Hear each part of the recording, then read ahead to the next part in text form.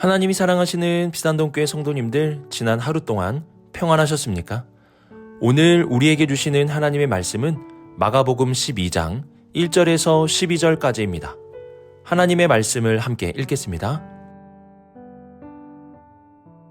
예수께서 비유로 그들에게 말씀하시되 한 사람이 포도원을 만들어 산 울타리로 두르고 즙 짜는 틀을 만들고 망대를 지어서 농부들에게 새로 주고 타국에 갔더니 때가 이르매 농부들에게 포도원 소출을 얼마를 받으려고 한 종을 보내니 그들이 종을 잡아 심히 때리고 거저 보내었거늘 다시 다른 종을 보내니 그의 머리에 상처를 내고 능욕하였거늘 또 다른 종을 보내니 그들이 그를 죽이고 또 그 외에 많은 종들도 더러는 때리고 더러는 죽인지라.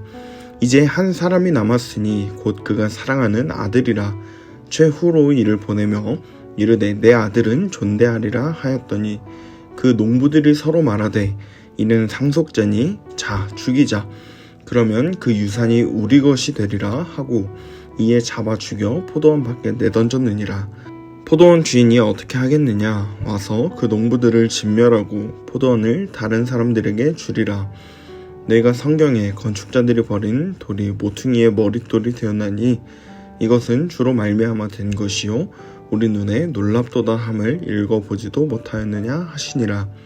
그들이 예수의 이 비유가 자기들을 가리켜 말씀하심인 줄 알고 잡고자 하되 무리를 두려워하여 예수를 두고 가니라.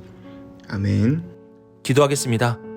사랑의 하나님 아버지, 오늘도 우리에게 말씀을 통해 길을 보여주시고 그 길을 따라가는 우리 모두가 되게 하옵소서. 다른 길일지라도 내가 생각한 길과 달라도 주님이 원하시는 길이라면 겸손하게 순종하게 하옵소서. 오늘도 주님을 따라가겠습니다. 이 모든 말씀 우리 주 예수 그리스도의 이름으로 기도드립니다. 아멘.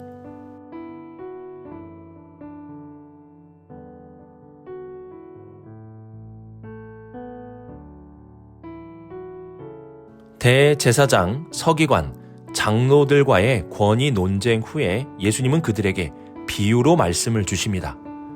예수님이 말씀하신 비유는 이러한데요. 한 사람이 포도원을 만든 후에 농부들에게 새를 주고 타국에 갔습니다. 그리고 포도를 수확하는 때가 이르게 되자 농부들에게 소출을 받으려고 종을 보내었습니다. 그런데 이 농부들이 주인이 보낸 종을 잡아 심히 때리고 아무것도 주지 않고 보낸 것입니다. 주인은 또 다른 종을 농부들에게 보냈는데요. 농부들은 주인이 보낸 종의 머리에 상처를 내고 능욕하고 보내었습니다. 그리고 주인이 또 다른 종을 보내자 이번에는 그 종을 죽이기까지 하였습니다. 이렇게 농부들은 주인이 보낸 종들을 때리고 능욕하고 죽였습니다. 여기에서 포도원의 주인은 하나님을 가리키고 포도원은 이스라엘을 의미합니다. 종들은 이스라엘의 역사에서 하나님이 보내신 선지자들을 가리키고 농부들은 하나님께서 이스라엘에 세우신 지도자들을 의미합니다. 이스라엘의 역사를 보면 선지자들은 늘 거부를 당했습니다. 그것도 하나님이 세우신 지도자들에 의해 거부를 당하고 박해를 당하고 죽임을 당하였습니다. 그래서 이스라엘의 역사를 한마디로 표현한다면 거부의 역사라고 할 수도 있습니다. 왜 이스라엘의 지도자들은 하나님이 보내신 사람들을 거부한 것일까요? 그 이유는 하나님의 종들이 그들의 생각과 다른 길을 말하였기 때문입니다. 하나님은 이스라엘이 잘못된 방향으로 갈 때마다 그분의 종들을 보내셨습니다. 예레미야 시대를 보면은 이스라엘의 지도자들은 바벨론을 피해 애굽과 화친하며 가까이 지내려고 하였습니다. 그러나 하나님은 하나님의 종인 예레미야를 보내셔서 이스라엘에 대한 심판으로서 바벨론을 보내신 것이니 바벨론에 항복하라는 뜻을 전하셨습니다. 이때 이스라엘의 지도자들은 자신들과 다른 뜻을 전한 예레미야를 박해하고 죽이려고 하였습니다. 그리고 아모스 시대에는 가난한 자들이 억울한 일을 당하고 나날이 가난해져야만 하는 일이 있었습니다. 그런데 그럴수록 위정자들은 더욱 불의함으로 부를 축적하였고 그 부요함을 가지고 하나님 앞에 위선적인 예배를 드렸습니다. 이에 하나님은 선지자들을 통하여 불의한 예배보다 공의와 정의를 앞세우라고 말씀하셨습니다. 그러나 이들은 선지자를 자신들의 나라에서 쫓아버렸습니다. 이처럼 이스라엘의 역사는 거부의 역사였습니다. 하나님의 백성의 역사는 거부의 역사라는 것입니다. 우리는 이 사실을 늘 주의하며 기억해야 합니다. 이방인들만 거부의 역사를 살아간 것이 아니라 하나님의 백성들도 거부의 역사를 살았습니다. 그러므로 우리도 내가 생각하는 길이 하나님이 말씀하시는 길과 다를 수 있다는 것을 알아야 합니다. 내가 하나님의 백성이어도, 내가 목회자이고 직분자이고 예배를 잘 드리는 성도일지라도 하나님과 다른 길을 향해 갈 수 있다는 것을 인정해야 합니다. 그래서 우리는 늘 기도해야 하고 늘 겸손해야 합니다. 왜냐하면 내가 하나님의 백성이어도 내가 생각하는 것이 하나님의 길과 다를 수 있기 때문입니다. 하나님의 백성은 자신이 옳다고 늘 주장하는 것이 아니라 자신이 틀릴 수 있다는 것을 인정할 수 있는 사람이 되어야 합니다. 또한 하나님의 백성은 자신의 주장을 고집하는 것이 아니라 하나님의 말씀 앞에 그 고집을 꺾고 기도하며 겸손하게 하나님의 말씀의 방향을 갈 수 있는 사람이 되어야 합니다. 오늘도 주님은 우리에게 다른 길을 말씀하실 수도 있습니다. 이러한 말씀을 주실 때에 이스라엘의 거부의 역사의 전철을 밟지 말고 회개하는 새로운 역사, 겸손하게 살아가는 새로운 역사, 순종할 수 있는 새로운 역사의 길로 향해 가는 우리 비산동교회 모든 성도님들이 되시길 주님의 이름으로 축복합니다.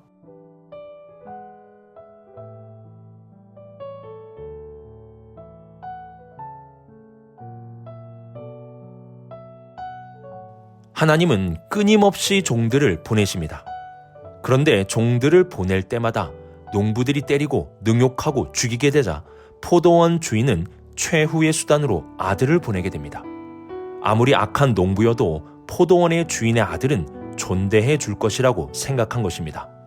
그런데 농부들은 어떻게 생각합니까? 7절을 보시면 그 농부들은 서로 말하며 아들이 상속자이기 때문에 죽이면 그 유산이 우리의 것이 될 것이라고 생각했습니다. 그리고 농부들은 주인의 아들을 존대하지 않고 죽여서 포도원 밖에 던져버렸습니다. 우리는 이러한 비유를 통해 이해할 수 없는 사실을 보게 됩니다. 왜 포도원 주인은 농부들이 종들을 거부했을 때 계속 종들을 보냈을까요? 한 번 보냈을 때 농부들이 거부하면 바로 농부들을 바꿔버려야 하는 것 아닙니까?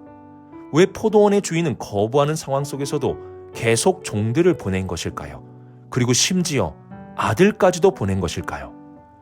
우리는 이러한 포도원 주인의 모습을 통해 두 가지를 볼 수 있습니다. 하나는 포도원 주인의 포기하지 않는 사랑의 모습입니다. 포도원 주인은 농부들이 자신들의 죄를 깨닫고 돌이키길 원하였습니다. 이들이 심판받길 원하지 않았습니다. 그래서 종들을 보내고 또 보내어 이들이 돌이킬 수 있게 하신 것입니다. 우리는 하나님의 반복적인 보내심을 통하여 그리고 아들까지도 보내시는 모습을 통하여 하나님의 포기하지 않는 사랑을 보게 됩니다. 이와 함께 우리는 포기하지 않고 보내시는 하나님의 사랑에도 불구하고 심지어 아들까지도 보내주시는 하나님의 헌신에도 불구하고 끝까지 거부하는 완악한 이스라엘의 지도자들의 모습을 보게 됩니다. 결국 완악한 이들은 어떻게 되겠습니까? 9절을 보시면 포도원 주인이 와서 그 농부들을 진멸하고 포도원을 다른 사람에게 주리라고 말씀합니다. 이들은 마땅히 진멸을 받게 될 것입니다. 포기하지 않는 보내심은 하나님의 사랑이요. 그럼에도 불구하고 거부하는 것은 그들의 완악함을 보여주는 것입니다.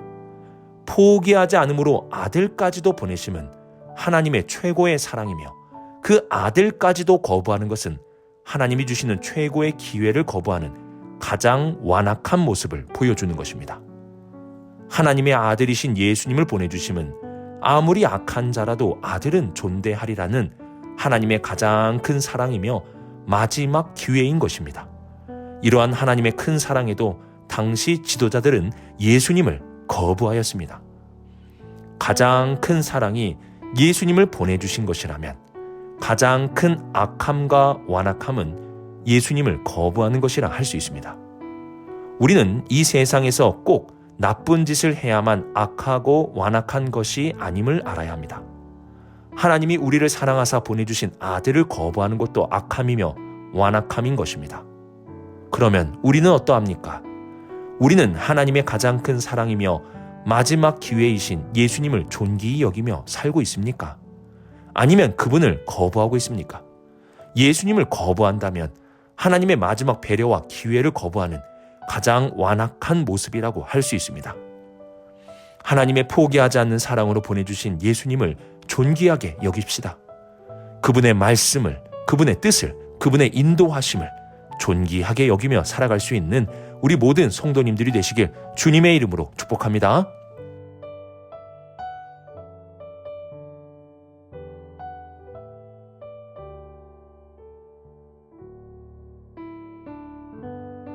예수님이 비유로 말씀하심은 감추기 위함이 아니라 밝히 드러내기 위함입니다.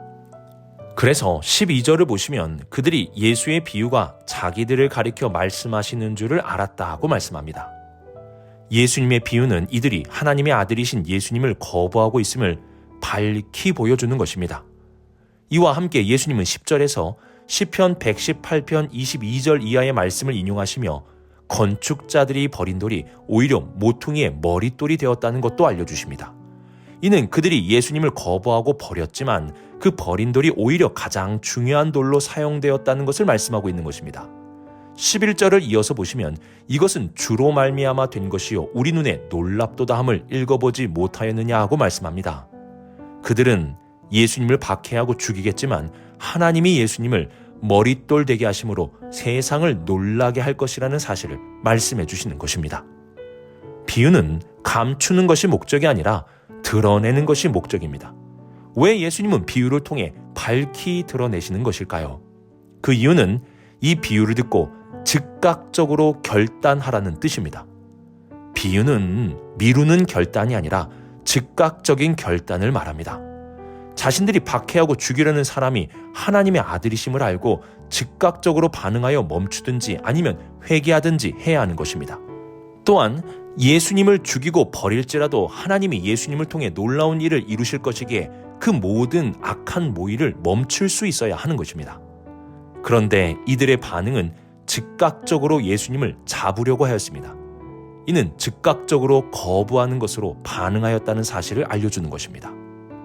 하나님의 말씀이 심어지면 열매가 맺어지는 데까지 시간이 걸립니다. 그런데 그 말씀을 받아들이는가 받아들이지 않는가는 시간이 걸리게 되는 것이 아닙니다. 말씀을 받아들이는 것은 즉각입니다. 바로 지금 이 순간 주님의 말씀을 들으면 받아들이게 되는 것이고 지금 이 순간 말씀을 받아들이지 않으면 거부하게 되는 겁니다.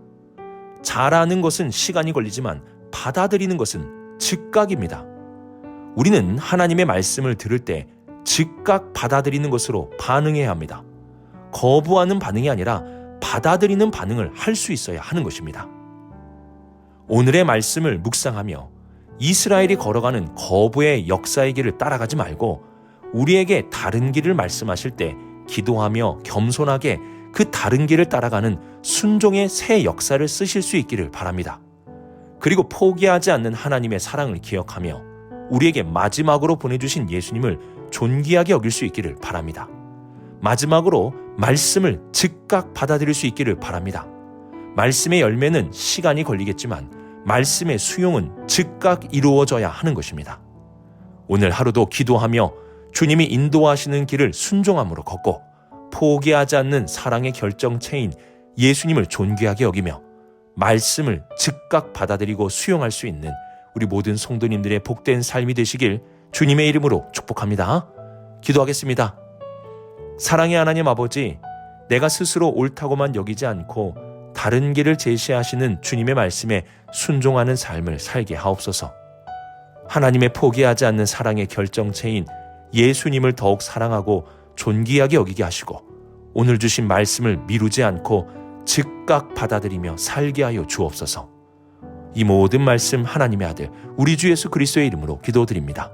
아멘.